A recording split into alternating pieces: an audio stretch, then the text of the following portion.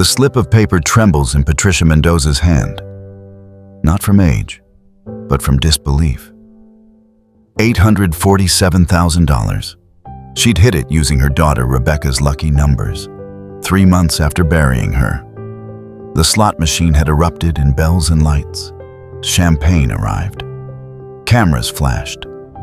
For 10 perfect minutes, Gerald held her while they both cried, finally feeling something besides grief. Then the casino manager appeared with a tablet, and everything went dark. 2 hours later, they're shuffled out a side exit with an incident report number and a word that still doesn't make sense: malfunction. The win that would have funded their grandson Danny's college education, Rebecca's dying wish, simply voided. Gerald's military-trained mind keeps circling back to one detail. The error code appeared after the celebration, not during the spin. In the parking lot, his hands shake too badly to unlock the car. Patricia drives them home in silence, that winning ticket stub crumpled in her purse like a broken promise. But while they sit in their duplex trying to explain to 15-year-old Danny why college might need to wait, someone 3 miles away is pulling surveillance footage she's not authorized to access. Maya Torres has worked casino security long enough to know what a real machine malfunction looks like. This isn't it. Have you ever watched someone dismiss an elderly person's clear thinking as confusion simply because it was convenient? Stay with us to discover what happens when a 26-year-old surveillance tech with her own reasons for fighting predatory systems knocks on the Mendoza's door and says 5 words that change everything. They lied about the malfunction.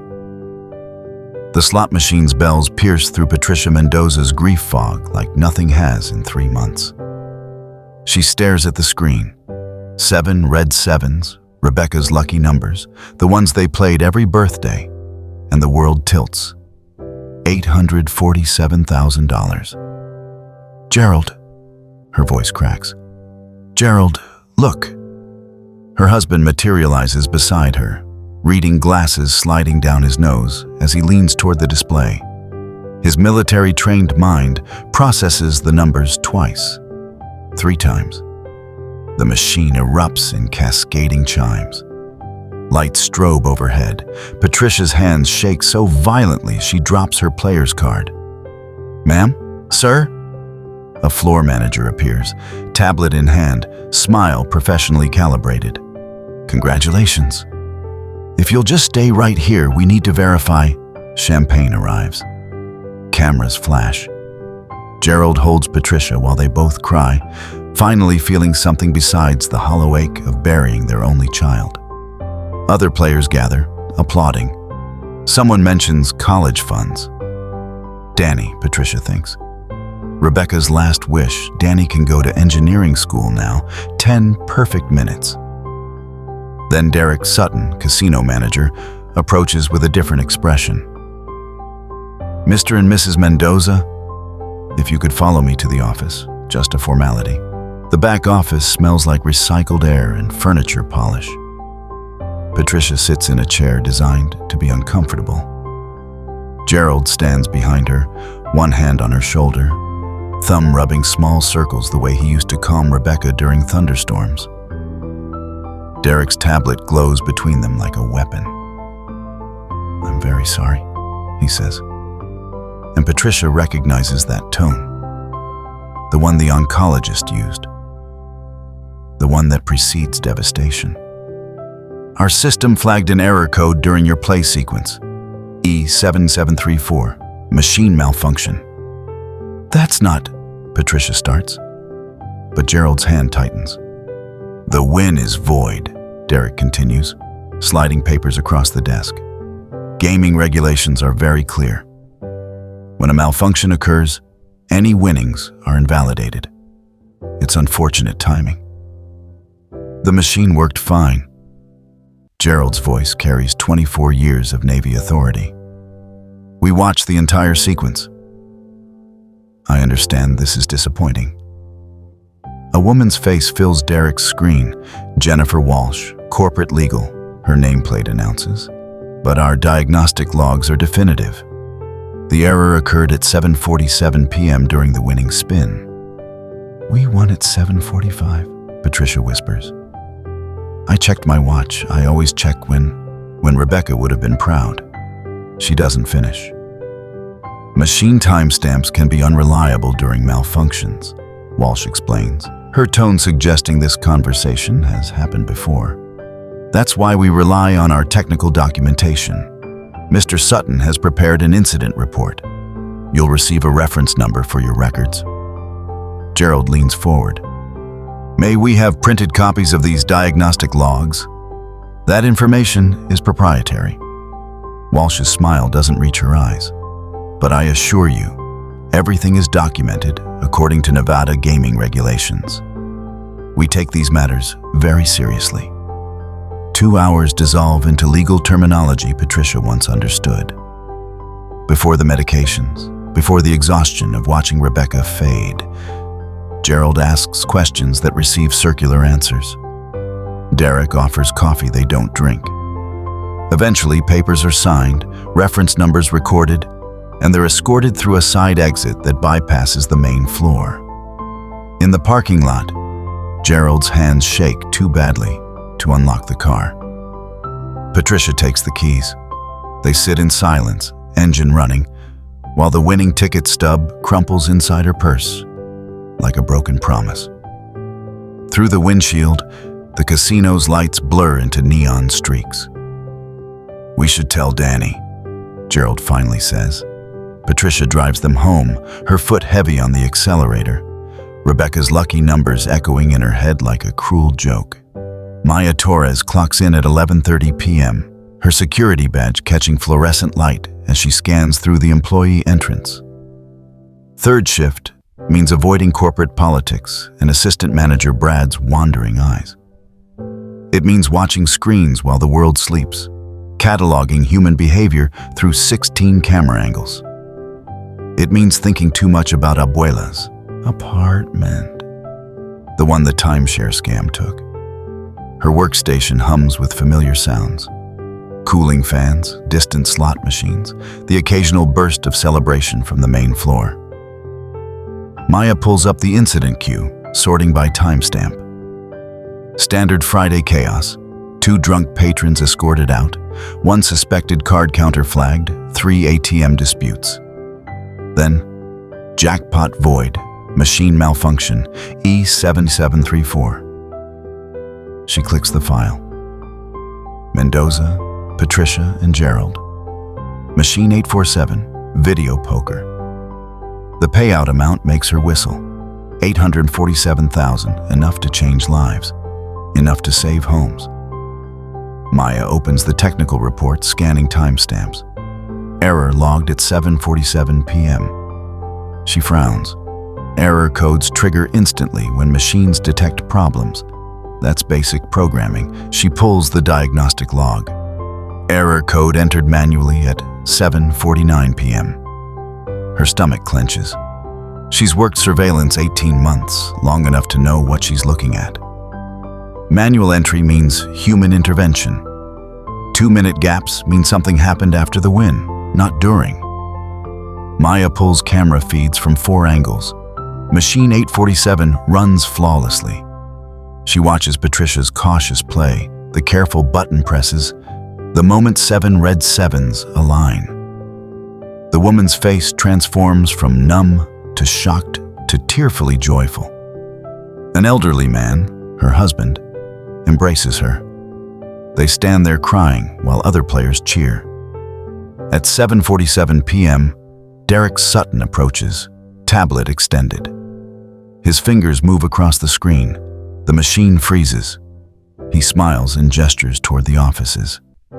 Maya's heart hammers. She backs up the footage, watches again.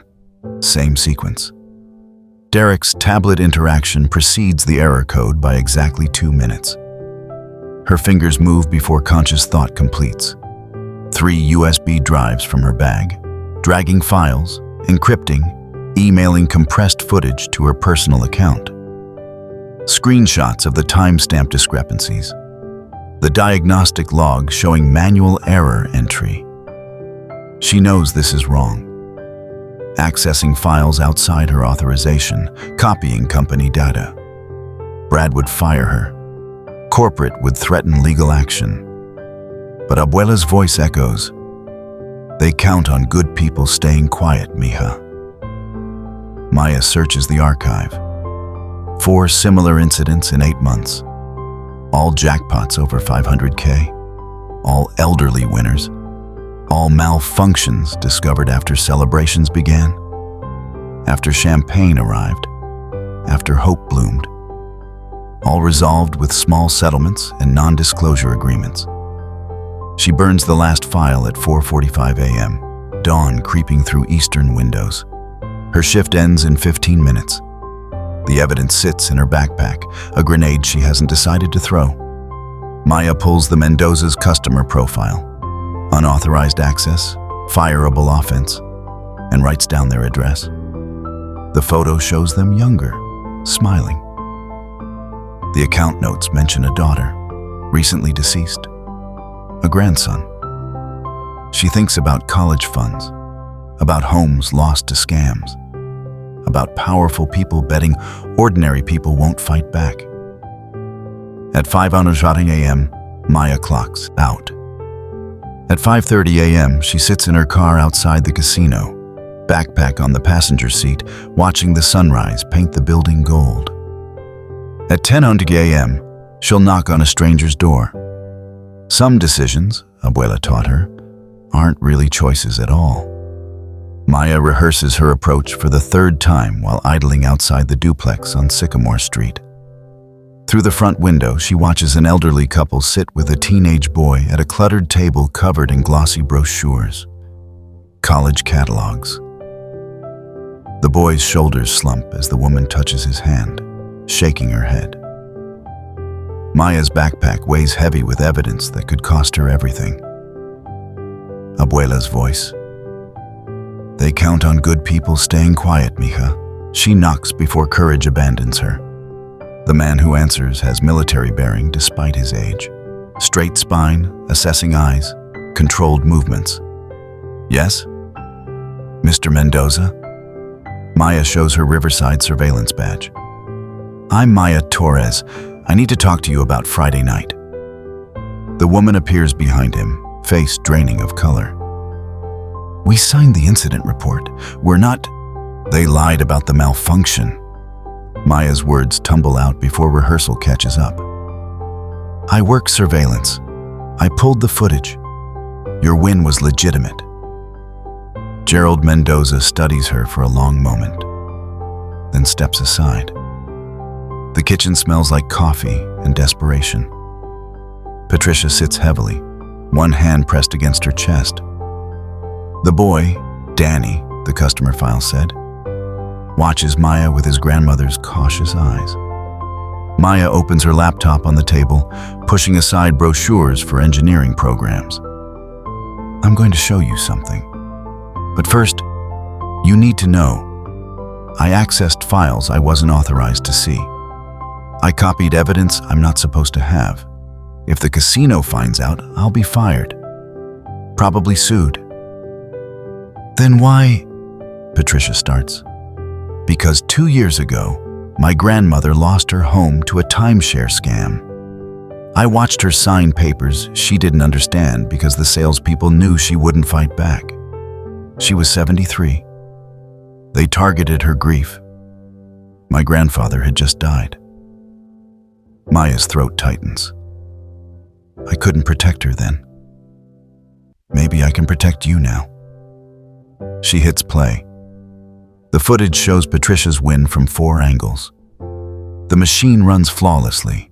Buttons registering, reels spinning, 7 red 7s aligning perfectly at 7:45 p.m.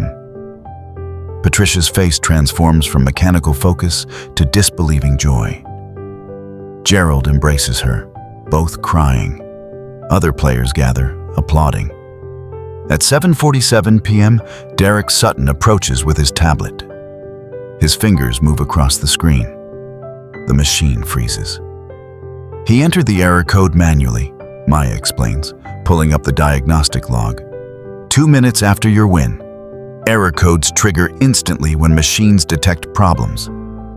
This wasn't a malfunction. This was deliberate. Patricia's hands cover her mouth. Gerald leans closer, his military training surfacing. He's cataloging details, memorizing timestamps, assessing evidence. Maya shows them 4 more cases. Same pattern. All jackpots over 500,000. All elderly winners. All voided after celebrations began. Can they get away with this? Danny's voice cracks slightly, still a child underneath the premature maturity. I don't know gaming law, Maya admits, but I know evidence. And I know they're counting on you being too tired, too scared, too overwhelmed to fight. Gerald speaks for the first time since sitting down. Why risk your job for strangers? Maya thinks of Abuela's cramped apartment, all that remains after the scam. Because my grandmother couldn't fight back. Because they counted on that. Because if good people keep staying quiet, nothing changes.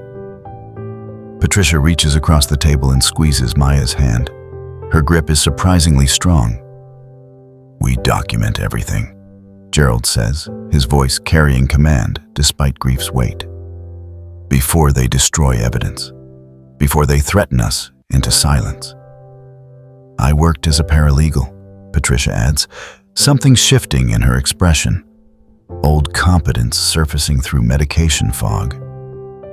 I know how to build a case. Danny pulls out his phone. I'll start taking pictures of the ticket. Outside, the Nevada sun climbs higher. Inside, 3 generations and a stranger who refused to look away begin building something the casino never expected. Resistance. Gerald spreads his chess set's carrying case across the table, transforming it into a makeshift command center. 24 years in Navy communications taught him that intelligence work requires systematic organization. He labels the first section, Primary Evidence. We photograph the winning ticket from multiple angles, he instructs, his grief fog lifting as operational thinking takes over. Include today's newspaper in the frame, establish his date and that we still possess it. Patricia retrieves their Sunday paper while Danny positions the ticket under the kitchen light. Click, rotate, click. Different backgrounds, different lighting. Building redundancy the way Gerald once documented classified communications intercepts.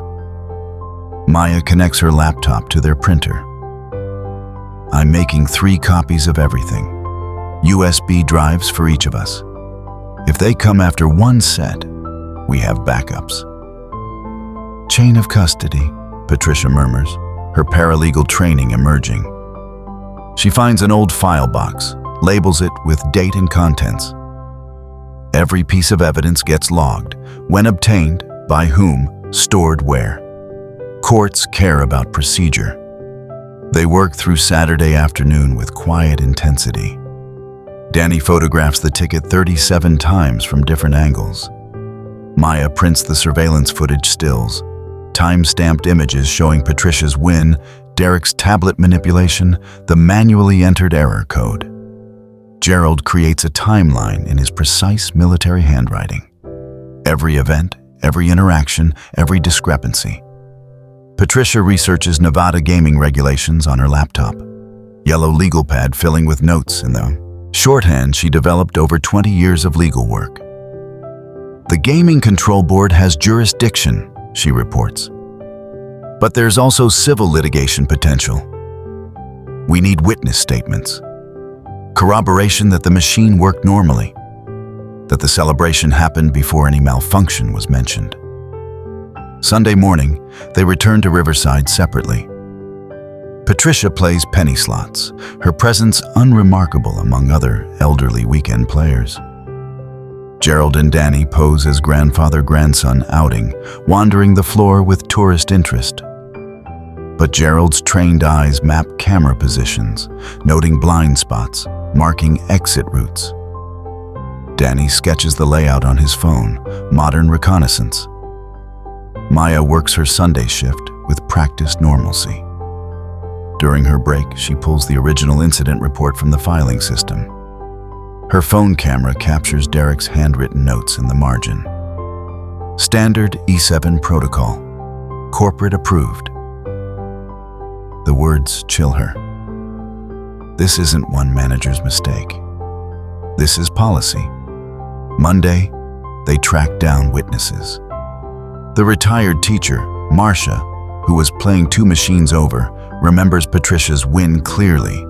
The machine worked fine. We were all cheering. The card dealer, Tony, confirms in a notarized statement that he saw the celebration, saw champagne arrive, saw Derek approach after everything seemed concluded. The cocktail waitress, Simone, describes serving Patricia a complimentary glass, celebrating with her, noticing nothing wrong with the machine. By Monday evening, their 3-ring binder contains 6 tabbed sections: photographic evidence, surveillance footage, witness statements, timeline documentation, regulatory research, and casino communications. Gerald has cross-referenced everything, created an index, built a document that transforms their experience from dismissed complaint into provable case. Patricia sits at the table, binder open, legal pad covered in notes. She looks at Gerald, really looks at him, and sees something she hasn't seen since Rebecca's diagnosis. Purpose, focus. Her husband is fighting again instead of drowning. "We could still walk away," she says quietly. "Take the money if they offer more. Protect Danny's future." Gerald closes the binder, his hand resting on its cover. Rebecca wouldn't walk away. She spent her career advocating for people who couldn't advocate for themselves. Danny looks up from his homework. "Mom made me promise to help people. Maybe this is how I start." Maya arrives as evening settles, still wearing her grocery store checkout uniform, her new job after being fired. She adds her USB drives to their evidence collection, her contribution to this unlikely alliance. "Tomorrow," Gerald says, "they'll respond. They'll try to intimidate us into silence." Patricia nods. "Then tomorrow, we prove we won't be silenced." The FedEx envelope arrives Tuesday morning with the weight of threat wrapped in corporate letterhead. Patricia signs for it, her hand steady until she reads the return address, Walsh & Associates, Corporate Counsel. Gerald finds her at the kitchen table, the letters spread before her like evidence of a crime they've committed. His reading glasses slide down as he scans the text. Legal jargon designed to intimidate, references to defamation, harassment of casino personnel, warnings about frivolous claims, and potential countersuits. "They're trying to scare us quiet." His voice carries Navy calm, but Patricia watches his jaw tighten. She reaches for her phone with trembling fingers.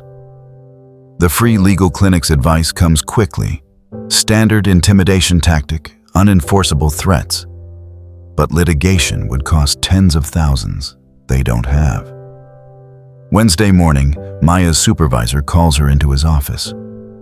Frank Morrison has always been fair, recommended her for raises, defended her against Brad's harassment. Today, he can't meet her eyes.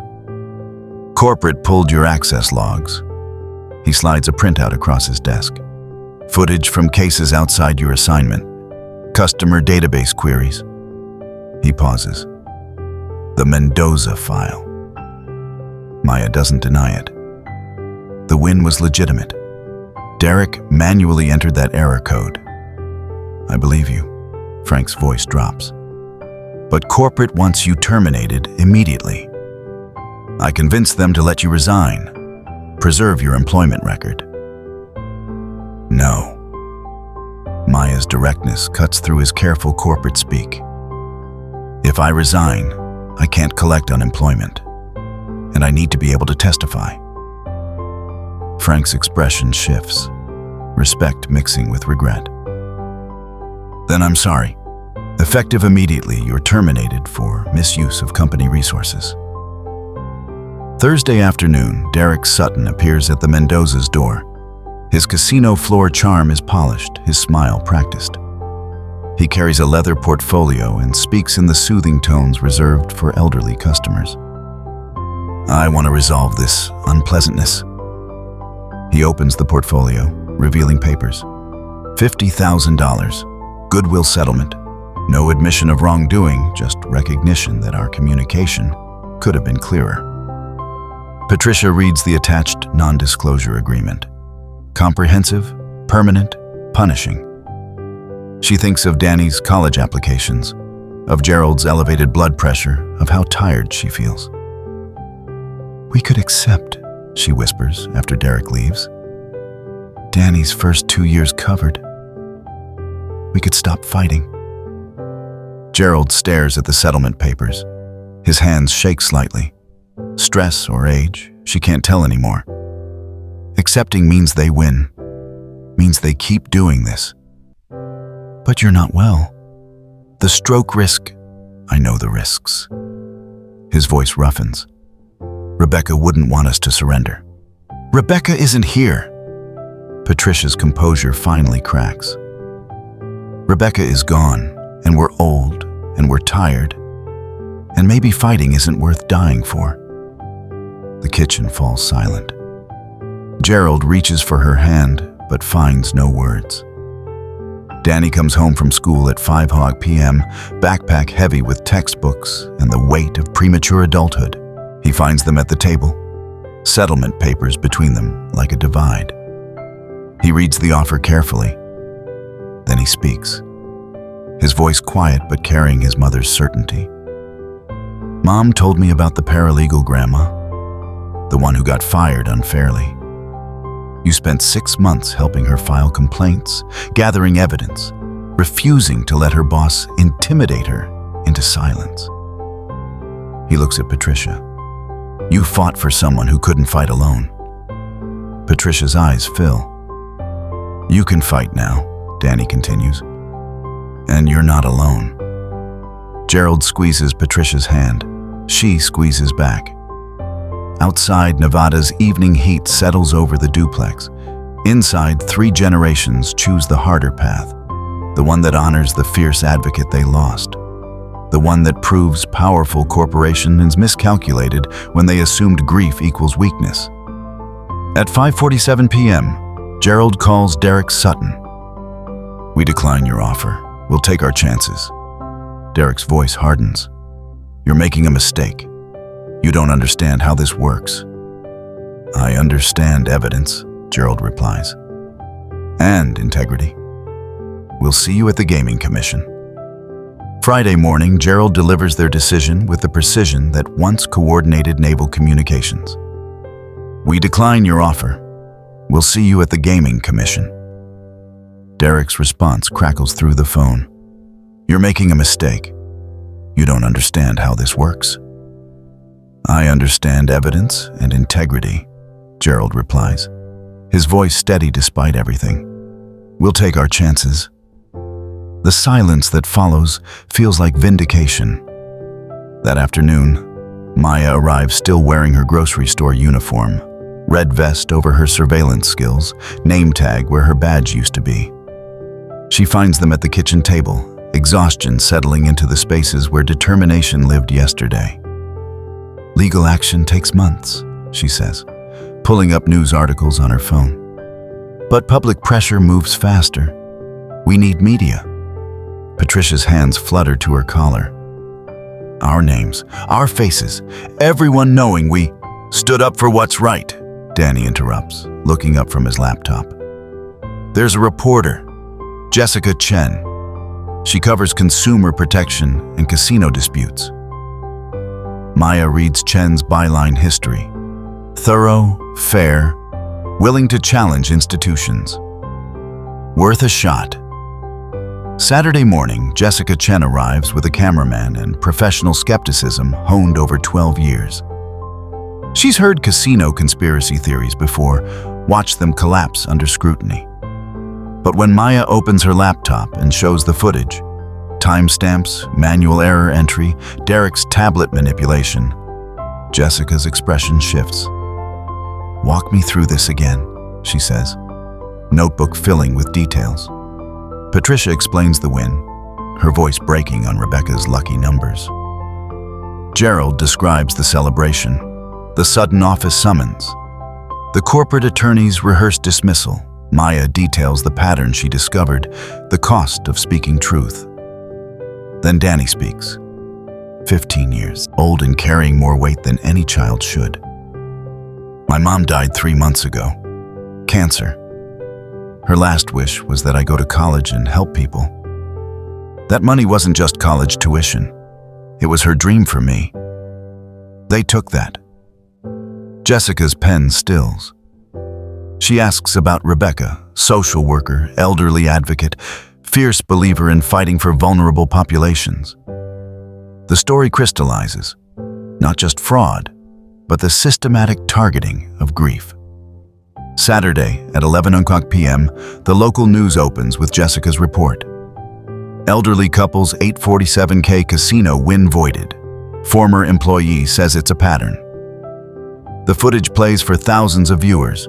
Patricia's legitimate win, Derek's intervention, the manually entered error code, witness interviews, Marcia the retired teacher, Tony the card dealer, Simone the cocktail waitress, all confirming the machine worked perfectly.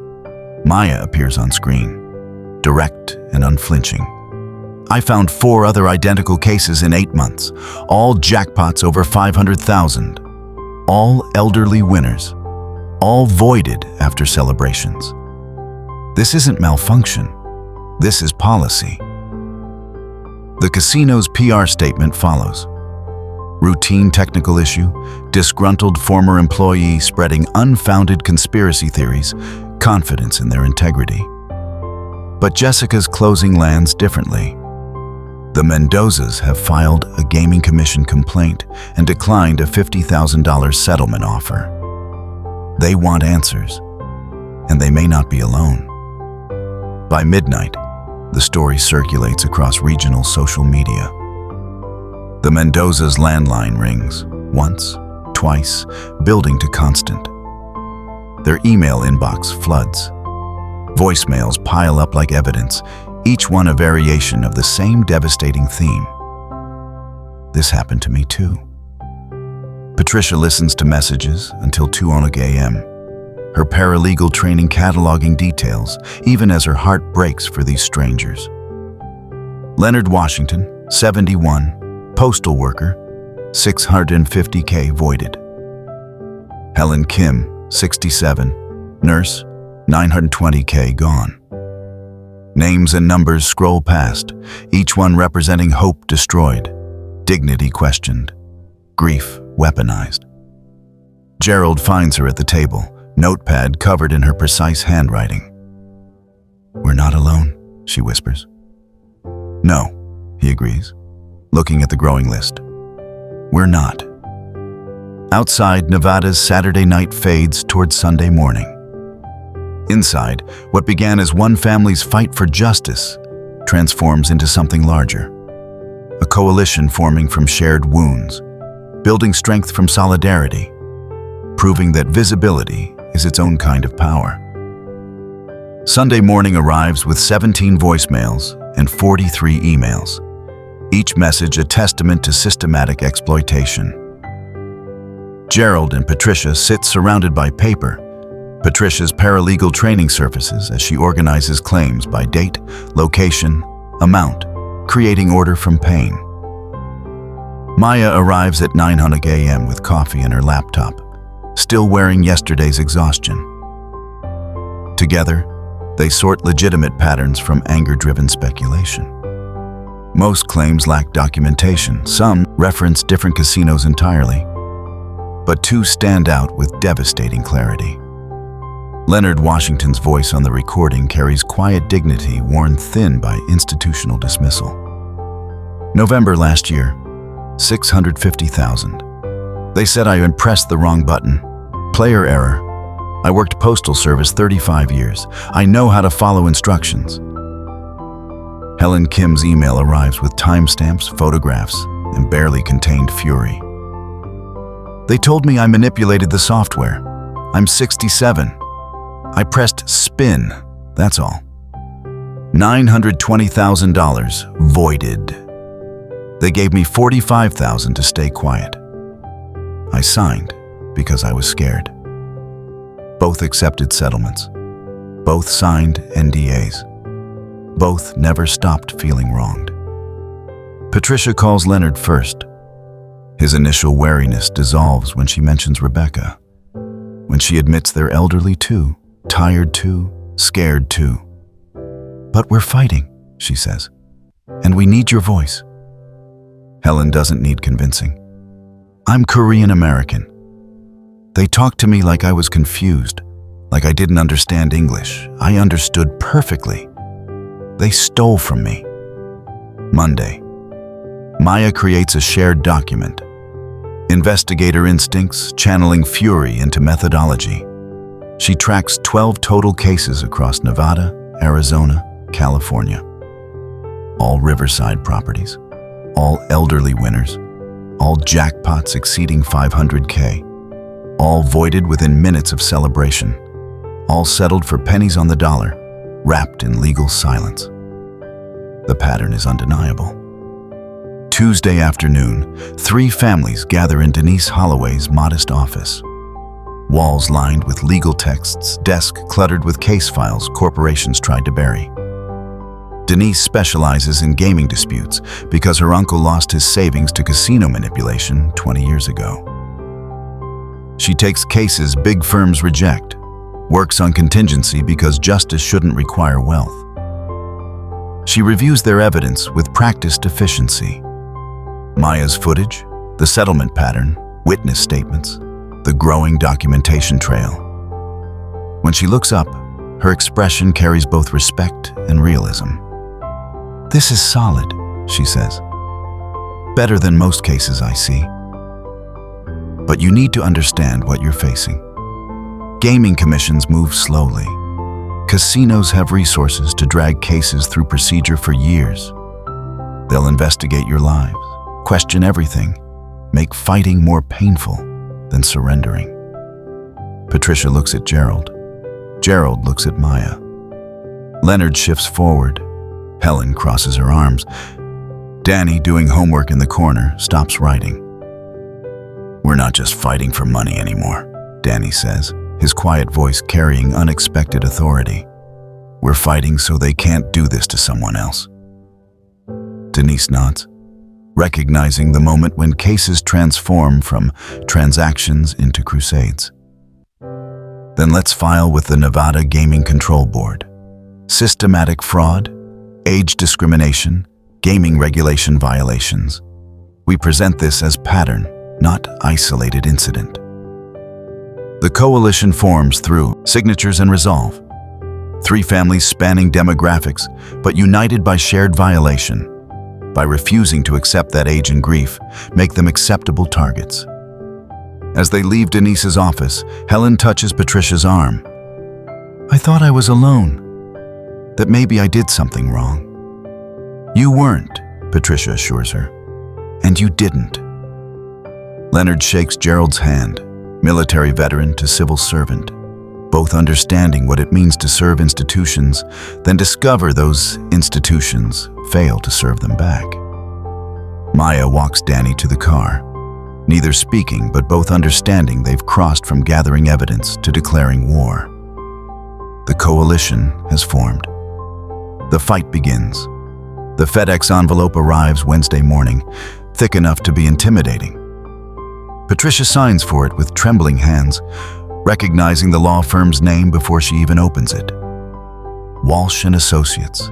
Jennifer Walsh, the corporate attorney who'd dismissed them so efficiently that first night. Inside, legal letterhead frames words designed to terrify. Systematic harassment. Defamation of casino personnel. Frivolous claims subject to countersuit. Patricia reads it twice, her paralegal training parsing the language even as her stomach clenches. They're not just being warned. They're being threatened.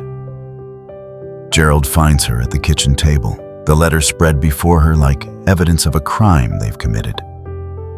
He reads slowly, his jaw tightening with each paragraph. "Standard intimidation," he says finally, but his hands shake slightly as he sets the pages down. Patricia calls the free legal clinic. The advice comes quickly, unenforceable threats. But litigation would cost tens of thousands they don't have. By Thursday, the pressure multiplies. Private investigators appear at Maya's grocery store, asking her co-workers questions about her reliability, her character. They visit Patricia's former law firm, inquiring whether she retired or was terminated, planting doubts where none existed.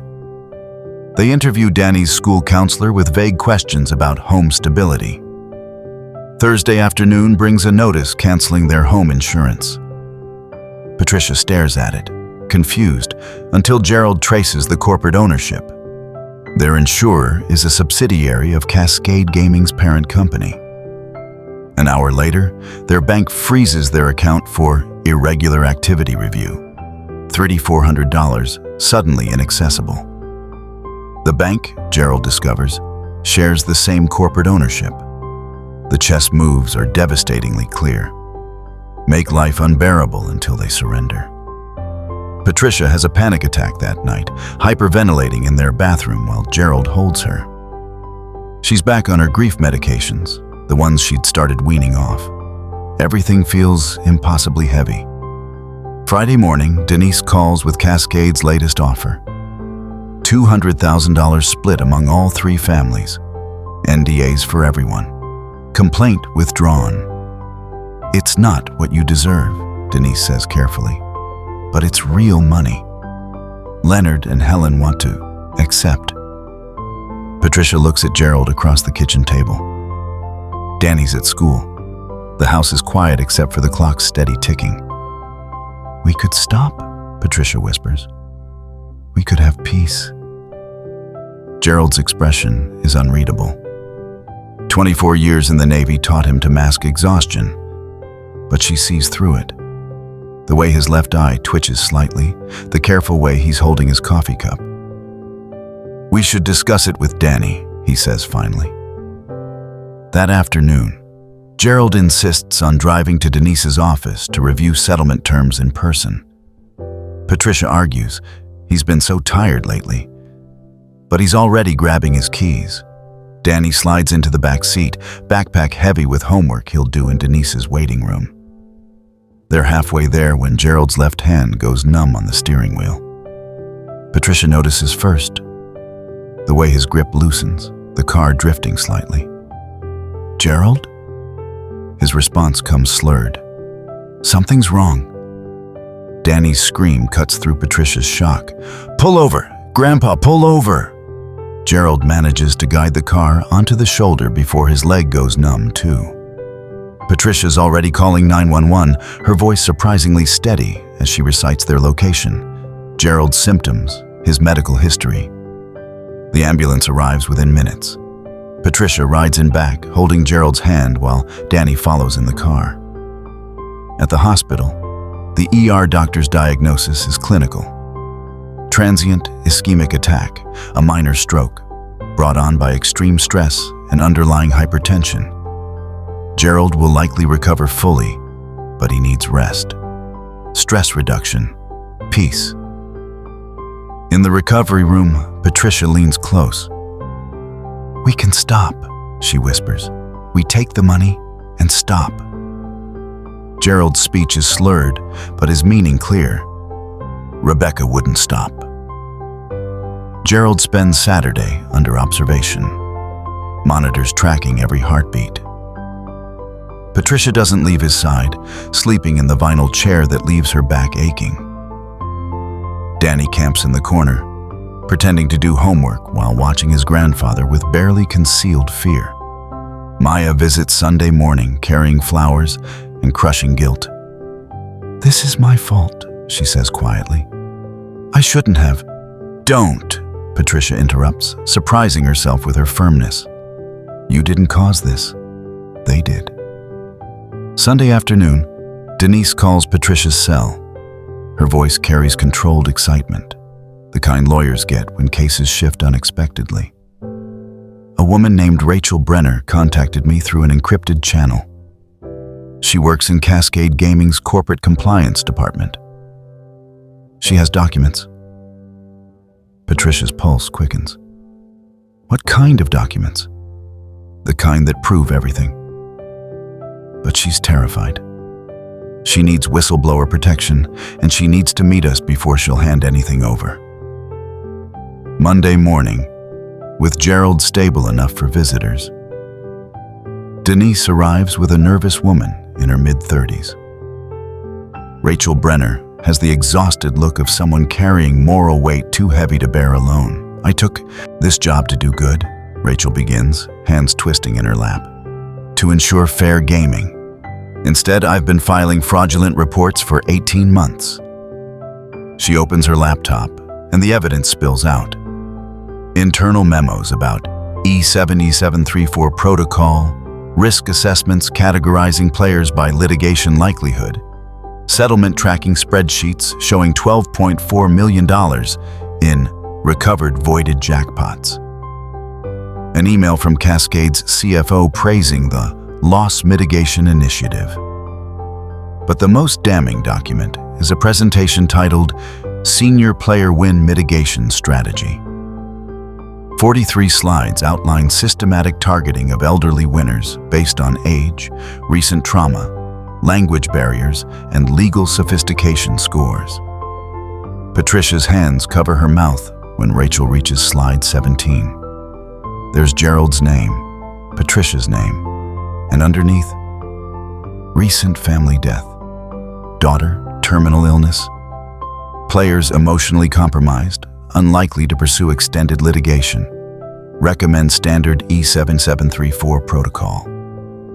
They'd been assessed, categorized, targeted because they were grieving. They mentioned Rebecca. Danny's voice cracks. They used Mom's death against you? Gerald speaks carefully around his stroke-affected speech. They calculated our pain. Rachel scrolls further. Maya's firing is referenced as witness neutralization, successful. Leonard's case lists limited financial resources as key to settlement success. Helen's notes mention language confidence barriers. She's Korean American, dismissed as confused when she was perfectly clear. I kept copies of everything, Rachel explains. My boss ordered me to create post hoc technical reports justifying voids I knew were legitimate wins. I created them because I needed this job. I'm a single mother, I have a daughter. But I save the real diagnostic logs too. Every case where the reports don't match reality. Patricia finds her voice first. Why now? Because I saw the news coverage. I saw Danny testify about his mother. I thought about my daughter watching me explain someday why I stayed silent when I knew elderly people were being robbed. Rachel's tears flow freely now. I can't afford to lose this job, but I can't afford to keep it either. Denise explains whistleblower statutes. Protection isn't absolute, but it exists. Rachel could lose her job temporarily, face litigation, endure investigation. But she wouldn't face it alone. Gerald reaches across with his good hand, covering Rachel's trembling fingers. His words come slowly, but carry weight. You're here now. That's what matters. Maya nods. You're not alone anymore. Outside the hospital window, Monday afternoon sun slants through blinds. Inside, what began as one family's fight expands again. Another person choosing courage over comfort. Another piece of the truth emerging into light. Tuesday morning, Denise submits Rachel's documentation to the Nevada Gaming Control Board as supplemental evidence. The cover letter requests expedited investigation given the systematic nature of the fraud, She also files for formal whistleblower protection for Rachel, citing state and federal statutes. The Gaming Control Board assigns senior investigator Michael Torres, no relation to Maya, to the case. He's 61, carries 23 years of experience, and has the weathered skepticism of someone who's heard every conspiracy theory. Most don't pan out. But Rachel's documents are different. Internal corporate presentations don't lie, and the numbers are damning. 37 identified cases across 4 years, $19 million in voided jackpots. Risk assessments explicitly targeting elderly players. Michael subpoenas Cascade servers Wednesday morning. Wednesday afternoon, he visits the Mendoza's duplex. Gerald's been discharged with strict orders to rest, reduce stress, monitor blood pressure. He's propped in his recliner, speech still slightly affected but improving daily. Michael sits across from him, notepad open. "I need to be honest about the timeline," he begins. "Standard process. Investigation phase takes 3 to 4 months. Evidence review adds another 2 to 3 months. Hearings get scheduled months out, sometimes longer. Appeals can double everything. Realistically, you're looking at 18 months minimum to final resolution." Gerald's face falls.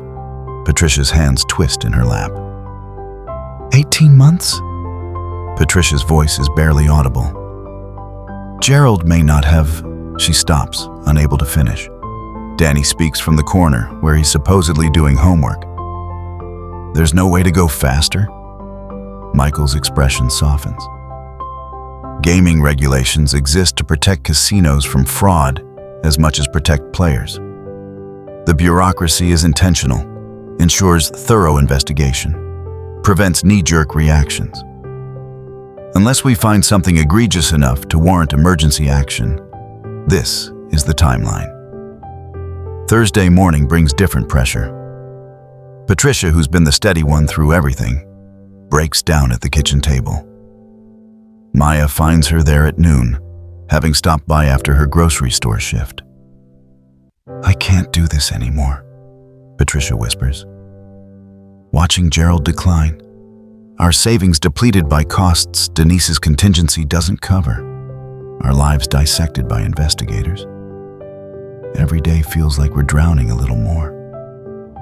Maya pulls a chair close, taking Patricia's hands. She has no easy answers, no promises that everything will be fine. Sometimes there aren't any. Danny comes home from school at 3 o'clock, finds them still at the table. He looks at his grandmother's tear-stained face, his grandfather asleep in the recliner, and understands what 18 months means for elderly people already exhausted. That evening, the local news runs a follow-up. Jessica Chen reports that the Gaming Control Board has opened a formal investigation into Riverside Casino, that 2 additional families have joined the complaint, that a corporate whistleblower has come forward. The story includes an interview with Rachel, face obscured, voice altered, explaining the internal mitigation strategy. Jessica's closing line lands heavy. The question now: will justice come fast enough for these elderly victims? In the duplex, Gerald watches from his recliner, one side of his face still slightly drooping. He watches Patricia's exhaustion, Danny's worry, the weight settling over all of them, and he makes a decision. "We see this through," he tells Patricia that night. "Not for us. For every person they've done this to, and everyone they'll do it to if we quit." Patricia looks at him, really looks, and sees not just her husband, but the man who served 24 years in the Navy, who raised Rebecca alone, who taught her that principle matters more than comfort. "Okay," she whispers. "We finish it." Friday morning arrives with unusual clarity. Gerald wakes early, his speech stronger than yesterday, his left side responding better. Patricia finds him at the kitchen table with his chess set, moving pieces through an opening gambit. "We need a different strategy," he says without preamble. Denise arrives at 9, her briefcase heavy with files. She spreads options across the table like cards in a hand they're forced to play. 18 months is the reality, she begins, unless we change the game entirely. Her proposal is bold. Continue the Gaming Control Board complaint while simultaneously filing a federal class action lawsuit. Age discrimination, systematic fraud, RICO violations, the Racketeer-Influenced and Corrupt Organizations Act, reserved for organized criminal enterprises. A class action brings immediate media attention, Denise explains, and it allows us to petition for expedited hearings based on Gerald's medical crisis. We're not just arguing about one voided jackpot anymore. We're arguing about a criminal enterprise disguised as technical errors. The catch: they need more plaintiffs willing to go public, more victims willing to break NDAs, risk corporate retaliation, expose their vulnerabilities to scrutiny. Maya speaks first. I'm already connected with 17 potential plaintiffs through social media. People who reached out after the news coverage. Leonard shifts forward, his postal worker's pragmatism surfacing. Helen and I are in. We've come this far. Helen nods sharply. They dismissed me as a confused old woman. I want them to hear me clearly now. Saturday becomes a marathon of phone calls and video chats. Maya, Danny, and Patricia work from the kitchen table, documenting cases, listening to stories that mirror their own pain. An 80-year-old veteran whose $780,000 win was voided hours after his wife's funeral. A 73-year-old widow whose $615,000 jackpot disappeared with accusations of irregular play patterns. A 69-year-old immigrant couple told their $890,000 win resulted from a language misunderstanding when they'd pressed the buttons correctly. By evening, they have 9 solid plaintiffs spanning 3 states, all elderly, all jackpots over $500,000, all given insulting settlement offers wrapped in legal threats. Sunday morning, Denise drafts the federal complaint while Patricia reviews for paralegal precision. The document grows to 47 pages. Systematic targeting, statistical analysis, internal documents, expert testimony about impossibly high malfunction rates. Sunday afternoon shifts to preparation. Danny sits across from Denise, practicing testimony that will transform abstract fraud into human cost.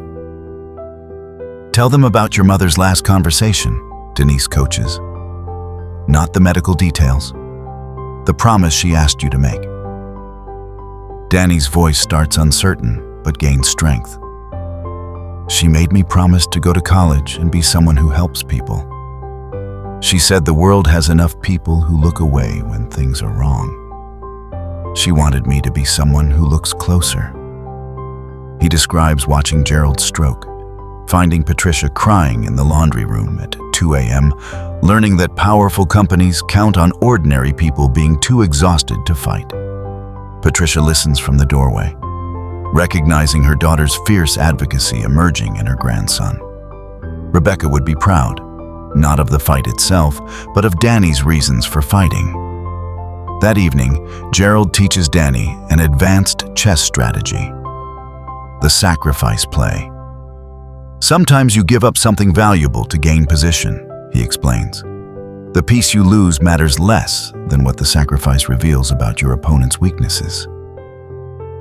Danny considers the board. Like when we rejected the settlement offers? Exactly. Every rejection forced them to show more of their strategy. Now we know what they're protecting. Outside, Sunday's light fades into evening. Inside, they've transformed from victims seeking restitution into plaintiffs demanding systemic change. Tomorrow, they file, and everything will accelerate. Monday morning, 9:17 a.m., Denise files the federal class action lawsuit electronically. The document uploading to the U.S. District Court of Nevada's database with bureaucratic efficiency that belies its explosive contents. Mendoza, et al. V. Cascade Gaming Entertainment, Inc. The complaint alleges systematic fraud, age discrimination under the Age Discrimination Act, RICO violations, and intentional infliction of emotional distress. 47 pages of evidence. Rachel's internal documents, Maya's surveillance footage, affidavits from 9 plaintiff families, statistical analysis showing 94% avoided jackpots over $500,000 involved players over 65. The expert testimony lands hardest. A gaming industry consultant confirms that Cascade's malfunction rate for large jackpots is 847% higher than industry average. Not 8% higher. 847%. By Monday afternoon, the story explodes nationally. CNN leads with it.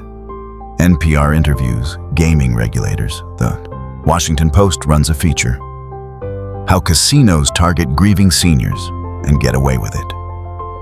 The narrative shifts from isolated incident to systematic exploitation. Social media ignites with stories from other elderly victims across the country. State gaming commissions in Arizona, California, and New Jersey announced they're reviewing similar complaints. Tuesday morning brings consequences. Cascade Gaming's stock drops 12% on the NASDAQ. Their PR firm releases a statement calling the allegations categorically false and insisting they take player integrity seriously. But the market doesn't believe them.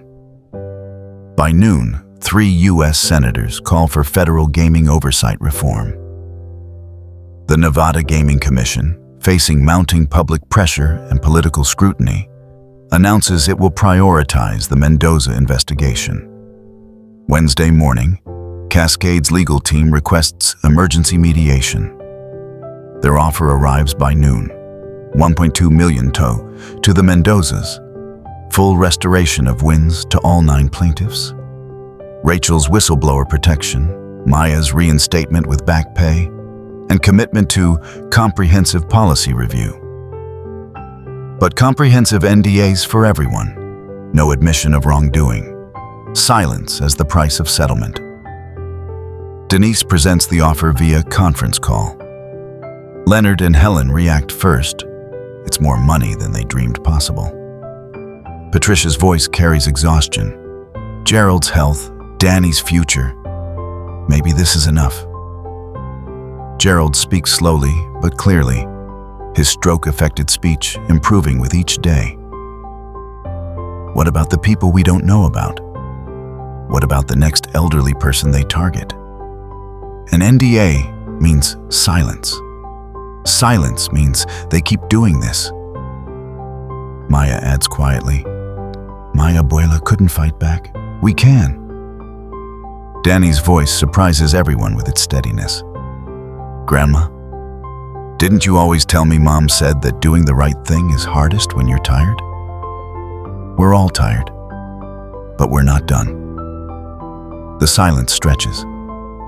Leonard clears his throat. "The boy's right. Helen and I discussed it. We're not taking their money if it means staying quiet." Helen's voice carries steel. "They called me confused. Let them hear how clearly I understand now." Patricia looks at Gerald across the kitchen table. He nods slightly. "We decline," Patricia tells Denise. "We see this through."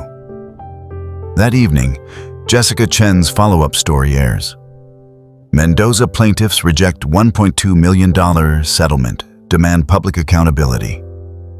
The coverage includes clips of Danny's practiced testimony, Gerald's measured explanation of why silence perpetuates exploitation, Patricia's paralegal analysis of how NDAs protect corporations at victims' expense.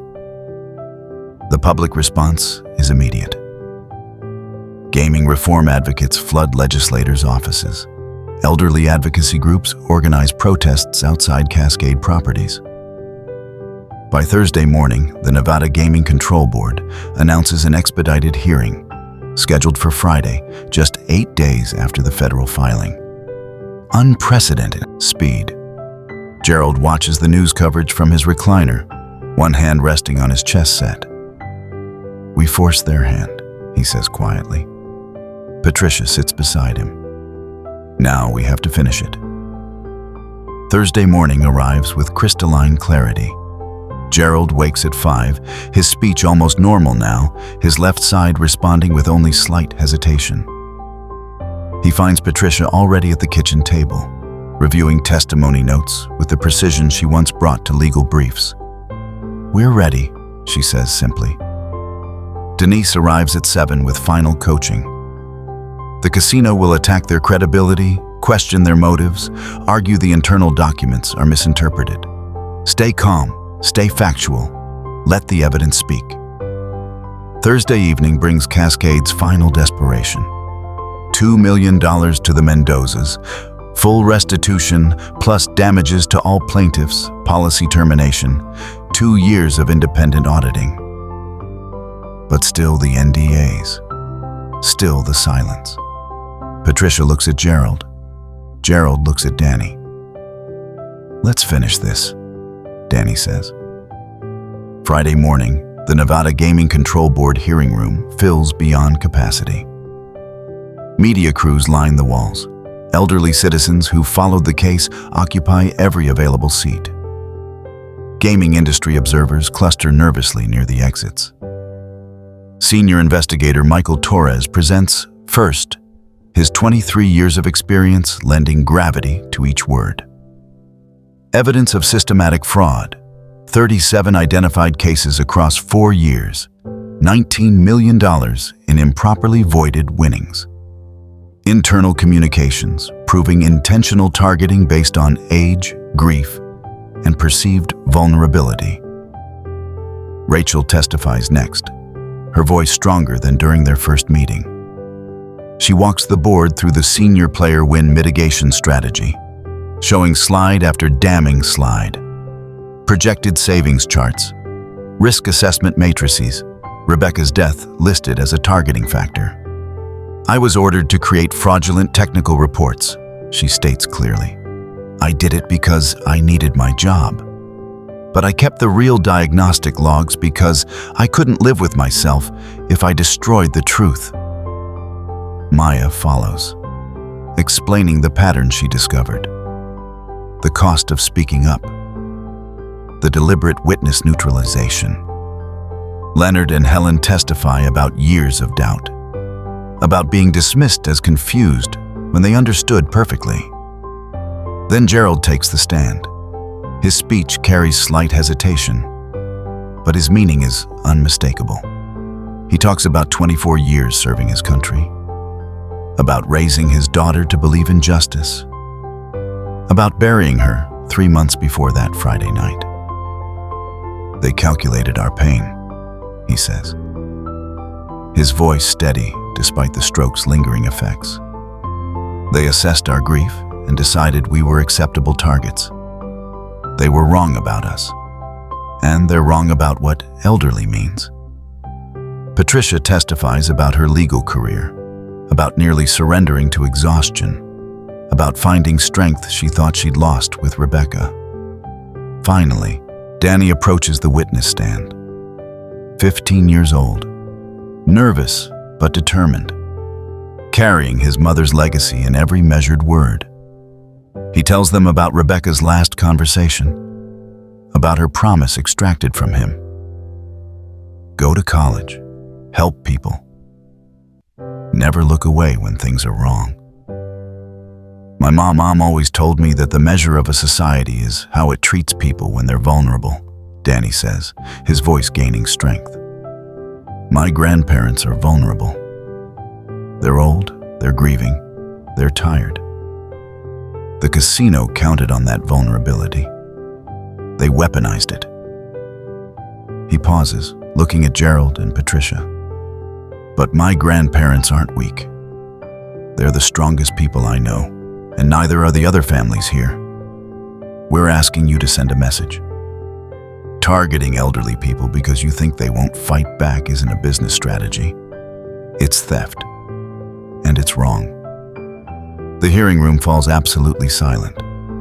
Several board members lean forward, visibly moved. Cascade's attorneys present their defense. Machine malfunctions occur, internal documents lack context, they have always operated in good faith. But their arguments sound hollow, echoing against the mountain of evidence, the human cost made undeniable by Danny's testimony. At 5:30 p.m., the board adjourns to deliberate. Gerald, Patricia, Danny, and Maya walk out together into Friday evening light, not knowing the outcome, but knowing they've said everything that needed saying. Sometimes that has to be enough. Monday morning crawls. The Mendozas, Maya, Leonard, Helen, and the other plaintiffs gather in Denise's modest office, trying to manage expectations while anxiety builds with each passing hour. Even a favorable ruling might disappoint, Denise warns gently. Partial restitution, probation instead of license suspension, recommendations without enforcement mechanisms. We prepare for compromise. They watch the clock. Patricia holds Gerald's hand. Maya checks her phone compulsively. Danny pretends to do homework. At 3:47 p.m., Denise's phone rings. She listens without speaking, her pen moving rapidly across her legal pad. Her expression shifts, neutral to surprised to genuinely impressed. When she hangs up, she takes a moment before speaking. They ruled in our favor, she says carefully. Full ruling releases tomorrow. But the clerk gave me the summary. She pauses, looking at each of them. It's more than we asked for. Tuesday at 2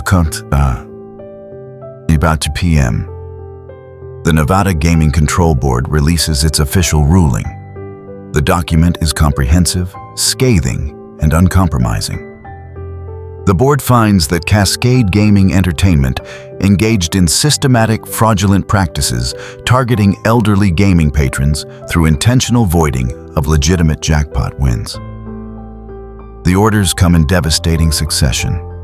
Full restitution, $847,000 to the Mendozas, complete restoration to all 9 identified plaintiffs.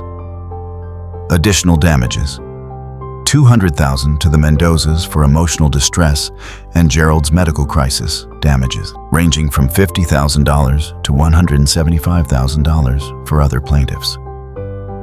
Cascade Gaming placed on 2-year probationary status with quarterly auditing by independent reviewers.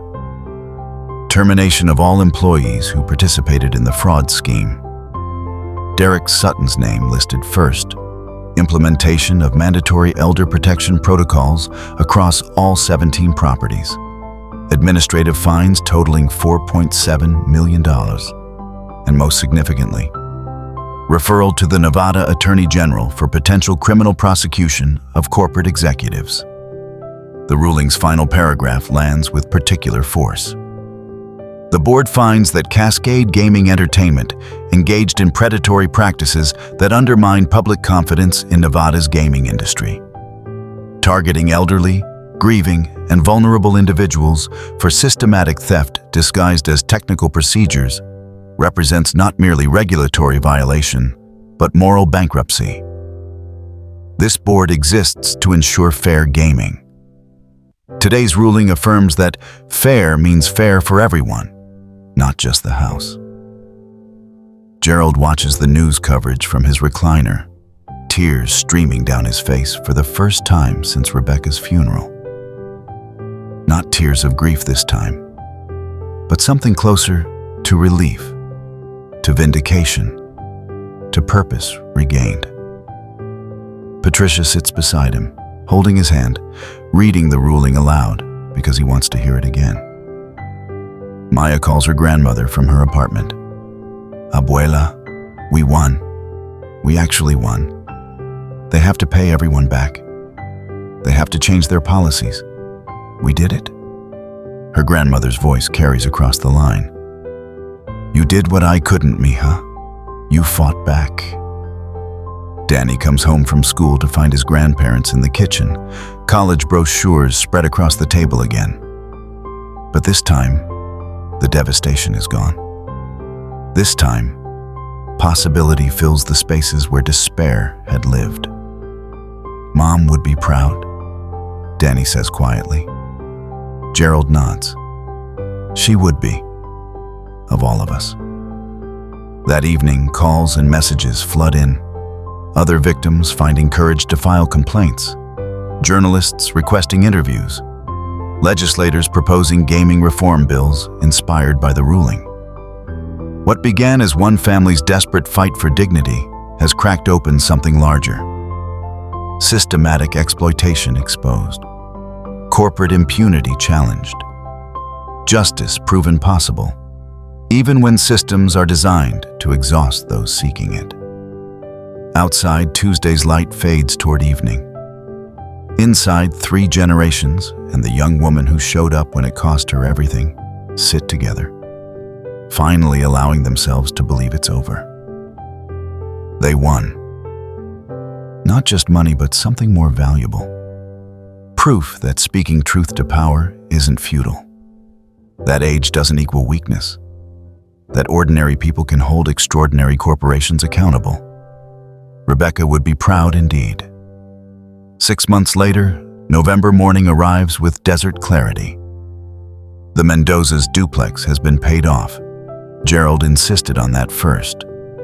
His stroke recovery is nearly complete, though he tires more easily now.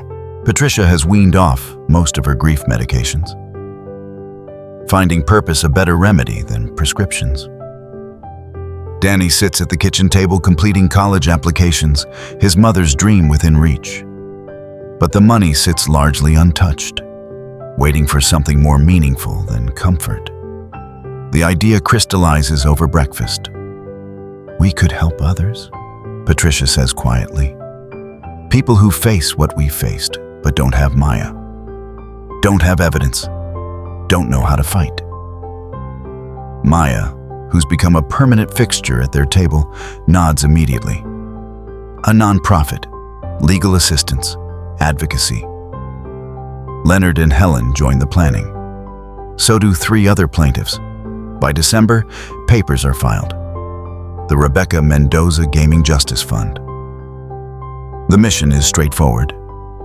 Provide free legal assistance to elderly gaming fraud victims, operate a hotline for reporting suspicious casino practices, lobby for stronger federal gaming protections. Maya serves as executive director, finally doing the work her grandmother's experience prepared her for. Rachel leaves her compliance job to join as director of investigations, bringing insider knowledge to protecting outsiders. The fund operates from a small office, but its impact is immediate. In 6 months, 43 elderly victims assisted across 7 states. 2.3 million in improperly voided wins recovered. Investigations triggered at 3 casino corporations beyond Cascade.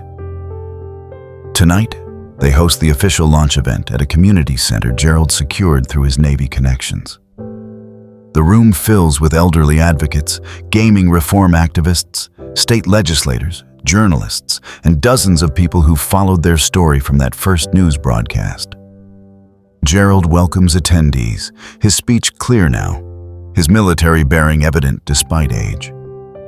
6 months ago, we were victims. Today, we're advocates. The difference was refusing to stay silent.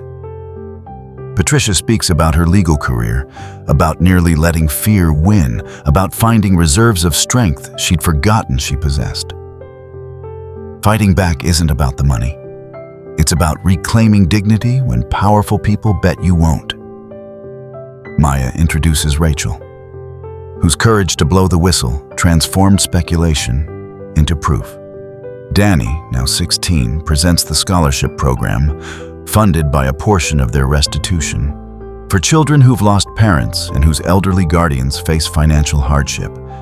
5 scholarship recipients are introduced. Their stories echo Danny's. Grief weaponized, futures stolen, hope nearly extinguished. As the event concludes, Gerald and Patricia stand before the wall display. Rebecca's photo occupies the center, surrounded by pictures of families they've helped. Her fierce advocacy lives on through them. A journalist asks Gerald if he imagined this outcome that Friday night, leaving the casino empty-handed. Gerald smiles.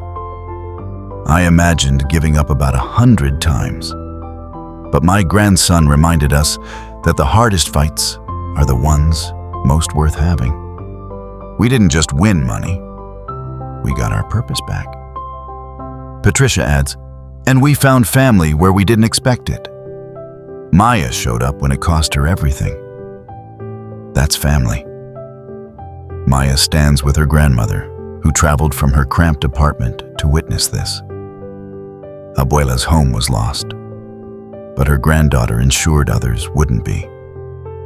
The evening ends with Gerald teaching chess to a small group, Danny, 2 scholarship recipients, and a nervous elderly man who just filed his own casino complaint. The sacrifice play, Gerald explains, moving pieces across the board. Sometimes you give up something valuable to gain position. What you surrender reveals what your boss you're protecting. The man studies the board. Like when you rejected the settlement? Exactly. Every rejection forced them to show their true strategy.